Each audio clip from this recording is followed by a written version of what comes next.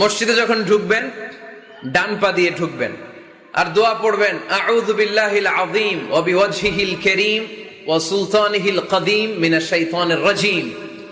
বিষ্ণু সাল্লাল্লাহু আলাইহি ওয়াসাল্লাম বললেন, যে ব্যক্তি মসজিদে ঢোকার সময় এই দোয়াটা পড়বে, শয়তান আফসোস শুরু করে, সে বলে, হায় হায়, সারা দিনের জন্য তো তুই আমার ওয়াসওয়াসা থেকে বেঁচে গেলি, আজকের সারা দিনের জন্য তোরে আমি হারালাম, আজকের সারাটা দিন আল্লাহর পক্ষ থেকে প্রোটেকশন নিয়ে তুই বেঁচে গেলি, আজকের জন্য যা, কালকে তোরে আমি ধরবো।